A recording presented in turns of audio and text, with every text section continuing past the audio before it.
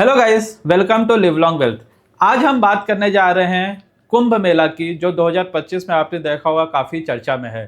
तो हम बात करेंगे कुंभ मेला क्या होता है और इसकी इकोनॉमिक्स क्या है। इसके साथ ही हम बात करेंगे कि स्टॉक मार्केट पे इसके क्या इफेक्ट हैं और इसमें खर्चा कितना हो रहा है और इससे रेवेन्यू कितना जुटाया जा सकता है सरकार द्वारा। तो सबसे पहले जानते हैं कि कुंभ मेला क्या होता है। 3 तरह के कुंभ मेले होते हैं। सबसे पहले आता है अर्ध कुंभ, जो कि हर 6 साल में होता है। उसके बाद आता है पूर्ण कुंभ, जो होता है 12 सालों में। और उसके बाद होता है महाकुंभ, जो कि 144 सालों में होता है। जी, 12 बार जब पूर्ण कुंभ कंप्लीट होता है तो फिर वो कहलाता है 144 साल बाद महाकुंभ। तो ये कुंभ इसलिए भी बहुत स्पेशल है क्योंकि 144 साल में एक बार होता है। आपके पिछले 3 पीढ़ियों ने भी ये कुंभ में शायद स्नान नहीं किया होगा और आगे आने वाली भी 3 पीढ़ियां शायद इस चीज को नहीं कर पाएंगे जो आप कर सकते हैं। और हिंदुस्तान काफी एक ऐसा देश है जो कि काफी ज्यादा आस्था रहती है और हिंदुज्म में ये काफी ज्यादा फेमस है। अब जो कुंभ होता है वो बेसिकली 50 दिन लमसम चलता है। तो जो 2025 का महाकुंभ है वो 13 जनवरी से लेकर 26 फरवरी, जो कि शिवरात्रि है, वहां तक चलेगा। ऐसा अनुमान लगाया जा रहा है कि लगभग 40 करोड़ लोग 85 देशों से इस पूर्ण कुंभ में स्नान करेंगे। और अगर आप देखेंगे तो सरकार का भी इसमें काफ़ी ज़्यादा मैनेजमेंट है। काफ़ी अच्छा लेसन लेने लायक है इसमें सरकार के मैनेजमेंट से। आप सोचिए, अब 40 करोड़ लोग अगर एक जगह इकट्ठे हो जाएं, उसमें कुछ भी हो सकता है, भगदड़ हो सकती है, स्टैम्पेड हो सकता है, बहुत सारी चीज़ें हो सकती हैं। तो सरकार से मैनेजमेंट काफ़ी ज़्यादा उम्मीद की जा रही है और योगी सरकार ने काफ़ी अच्छा काम किया है। आइए हम देखते हैं कैसे। 5500 करोड़ रुपए का बजट बनाया है सिर्फ और सिर्फ उत्तर प्रदेश सरकार ने। मतलब उत्तर प्रदेश सरकार सिर्फ 5500 करोड़ रुपया खर्च करेगी इस कुंभ पे। साथ ही में सेंट्रल से इन्हें 2100 करोड़ रुपीस का भी फंड मिला है खर्च करने के लिए। तो टोटल बजट है वो लगभग लगभग 7500 करोड़ रुपए का माना जा सकता है। लेकिन इस बार कुंभ से यूपी सरकार ने, योगी आदित्यनाथ ने काफी ज्यादा कमाई करने की सोची है। ऐसा बोला जा रहा है कि लगभग 25,000 करोड़ रुपए का डायरेक्ट रेवेन्यू होगा सिर्फ इन्हीं 45 दिनों में इस कुंभ से। और लगभग 2 लाख से 3 लाख करोड़ रुपए के आसपास का रेवेन्यू हो सकता है टोटल, जो अगर हम पूरे इकोनॉमिक ग्रोथ की बात करें तो 7,000 करोड़ खर्च करके 25,000 करोड़ रुपए कमाने की सरकार की ये तैयारी है। सो आइए बात करते हैं ये जो टोटल बजट है ये खर्च कहाँ होगा। तो उत्तर प्रदेश में टोटल 75 जिले हैं, इसको 76वां जिला बोला जाएगा। और इसमें लगभग 9,000 हेक्टेयर एरिया जो संगम के आसपास है उसको डेवलप करने की सरकार की योजना है, जिसमें 1.6 लाख टेंट लगाए जाएंगे, जिसमें आप रह सकते हैं। साधु सन्यासी जितने आते हैं उनको एलोकेट किया जाएगा। 9 घाट बनाए जाएंगे, 30 ब्रिजेस बनाए जाएंगे। ये ऑलरेडी जो पिछले कुंभों में था वो तो बहुत सारे इंफ्रास्ट्रक्चर है ही है, इसके अलावा ये सारी चीजें नई बनाई जाएंगी। 67,000 स्ट्रीट लाइट्स लगाई जाएंगी ताकि आपको बिजली की दिक्कत ना हो। इसमें यूपी पावर ने 2 पावर स्टेशन स्पेशली इस कुंभ के लिए ही बनाए हैं, जिसमें से 66 न्यू ट्रांसफार्मर्स लगाए जाएंगे इस कुंभ के लिए। लगभग 1250 किलोमीटर की पाइपलाइन बिछाई जाएगी, क्योंकि अगर इतने सारे लोग किसी जगह इकट्ठे होंगे तो ऑब्वियसली पानी की भी जरूरत होगी।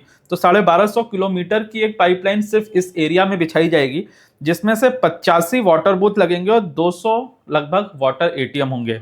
इसके साथ ही साथ 1.5 लाख टॉयलेट्स बनाए गए हैं, जिनके रख रखाव के लिए लगभग 10,000 सफाई कर्मी मौजूद होंगे। तो ये सारी व्यवस्था तो हो गई जो कुंभ एरिया में होगी। इसके बाद इतने सारे लोगों के आने जाने की व्यवस्था करनी पड़ेगी। तो इसके लिए यूपी सरकार ने 7,000 बसेस चलाने की बात की है और 550 शटल बसेस हैं, जो कि सिर्फ इस मेले में आने जाने वाले लोगों को रेलवे स्टेशन से और बस स्टेशन से लेके संगम क्षेत्र तक ले जाएंगे। साथ ही साथ ट्रेनों की बात करें तो रेलवे मिनिस्ट्री ने भी काफ़ी अच्छा काम किया है। 13,000 ट्रेनें चलाई गई हैं जो कि इलाहाबाद तक जाएंगी या प्रयागराज तक जाएंगी, जिसमें से 3,000 ट्रेनें सिर्फ इन्हीं 45 दिनों के लिए डेडिकेटेड हैं। तो अच्छी व्यवस्था है आने जाने की, और कुंभ में जो आपके इतने सारे लोग आएंगे उनको मैनेज करने की। अब बात की जाए कि इससे फायदा कैसे होगा सरकार का, तो सबसे बड़ा फायदा है मार्केटिंग का। आपने आईपीएल देखा होगा, आईपीएल इतने सारे लोग देखते हैं, इस वजह से बहुत सारे ब्रांड्स आईपीएल में जाते हैं मार्केटिंग के लिए।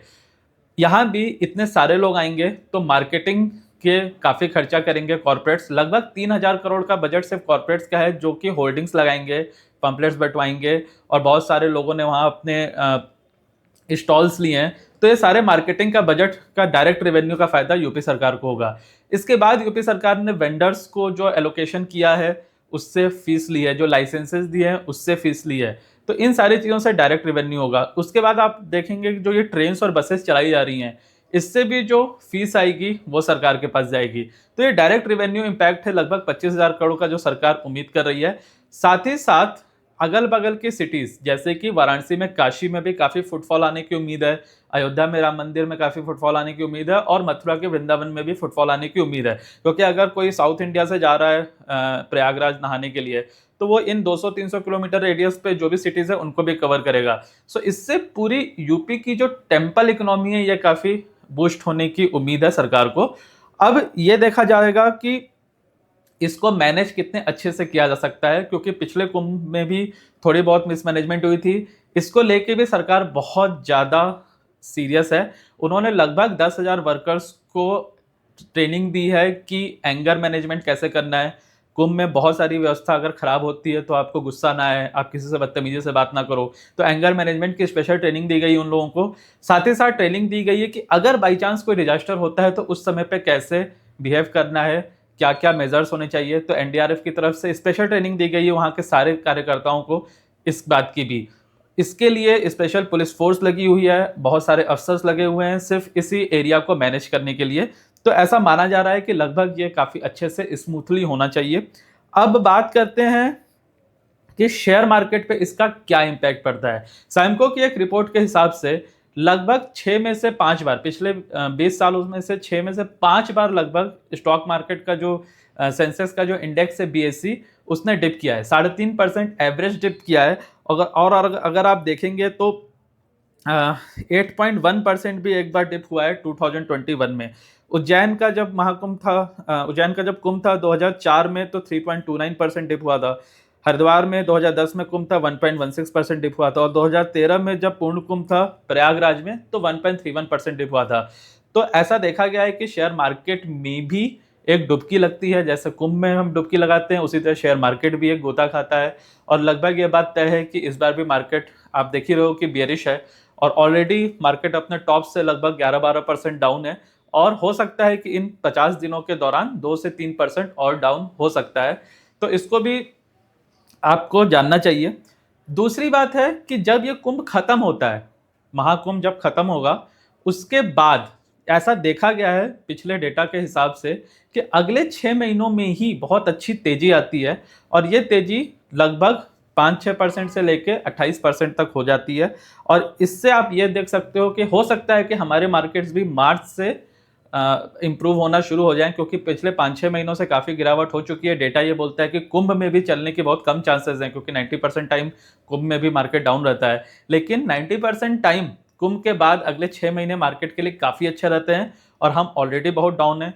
तो ऐसा हो सकता है कि मार्च के बाद हमारी भी जो जो इम्प्रूवमेंट है मार्केट में वो आ जाए। तो पिछली बार से अगर हम पिछले डेटा को देख के माने तो मार्केट के लिए यही सुझाव रहेगा या यही हमने सोचा है कि आप अभी इन्वेस्टमेंट अगर करना चाहते हैं तो बेस्ट टाइम होगा कि आप कुंभ को बीत जाने दें और उसके बाद अगर मार्केट 22-22,000 के आसपास आता है तो शायद एक अच्छी लॉन्ग टर्म इन्वेस्टमेंट की राय दी जा सकती है यहाँ पे।